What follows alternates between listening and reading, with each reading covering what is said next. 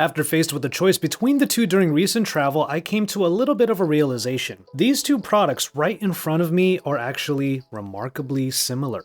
Now, it might sound a little bit absurd, but hear me out. This is Joshua Vergara. What's going on, everybody? Here are my thoughts on the latest edition of the Kindle Paperwhite, the 2021 Signature Edition.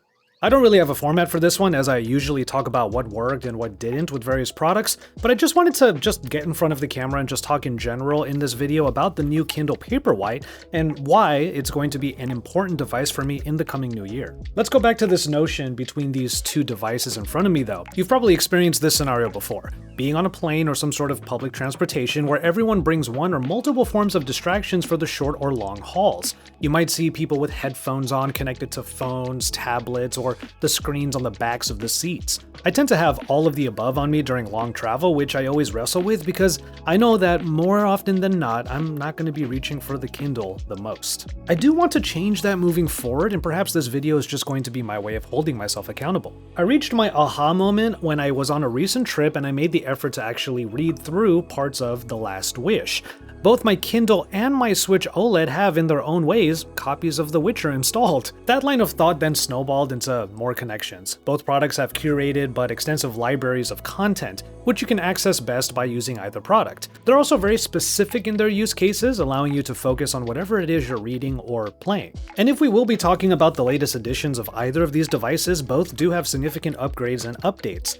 Now, in the case of the Kindle Paperwhite, the screen is now large enough to properly enjoy books and other forms of text content comfortably, with most of the surface area taken up by that content. I'm also a huge fan of how the screen is a flat surface now. It might get smudgy under all of the presses and the swipes that you might do on this screen, but I'm all about this sleeker design language compared to the previous Paperwhite. And speaking of needed updates, there is now a USB-C port on the bottom here, which is a huge step forward in terms of just general quality of life improvements. Good quality of life is one of the reasons why people get Kindles in the first place. Sure, you can access the Kindle library on other devices, but e-paper displays like this are just easier on the eyes. And with the different display features baked into this Kindle Paperwhite, the usability has just increased. You can turn down the brightness when you already have a lot of light around you, and then just turn it up when you want to be a bit more discreet but still want to be able to read all of your content.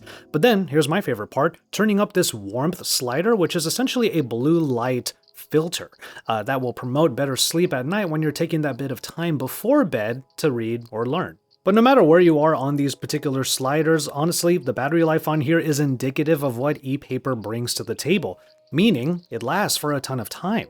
The USB-C charging port will top it back up in a hurry, or if you want to trickle charge it over on the side of a desk or something like that, wireless charging is actually possible now. Now, I don't know if I'd use it too often, but I will give Amazon credit for including it at all. I do know though that there is a charging dock that stands the Kindle up at an angle so you can continue to read while it's getting powered up, but maybe that's like the only way that I would do it if I was like at my desk. There is more than one way to get through books on the Kindle though. A feature that I've been definitely taking advantage of is Audible Support. You can see this logo here underneath certain titles. If you have an Audible copy of a book, the library will show it as an option. After which point you will connect a pair of Bluetooth headphones and then you can listen where you left off and then continue reading from where you stopped listening. As someone who likes having something playing in the background while working, this is a pretty good alternative to the YouTube videos, the Twitch streams, and the podcasts that more often than not could be more like distractions than anything else.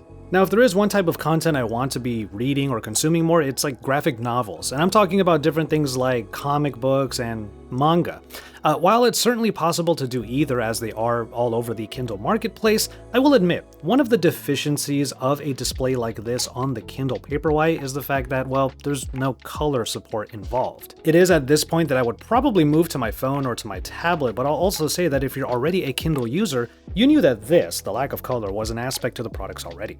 So the Kindle Paperwhite is now, within the limits of its own design at least, about as good as it's ever been.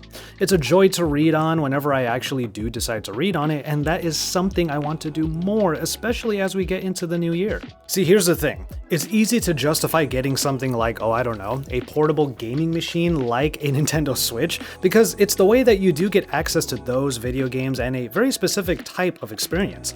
I am personally challenging myself, and perhaps I'm extending this notion to all of you, to view something like the Kindle Paperwhite in the same exact way. I'm looking to rekindle my love for reading and constant learning, and if something like this device will help me achieve that, I think it's a worthwhile investment. I mean, again, we have similar lines of thoughts in terms of game consoles and other media consumption tools all the time. I will be further exploring tech that could contribute to self-improvement in the new year, and I think the Kindle Paperwhite falls squarely in that category. So here's to a renewed journey into hopefully many other kinds of journeys, one page at a time.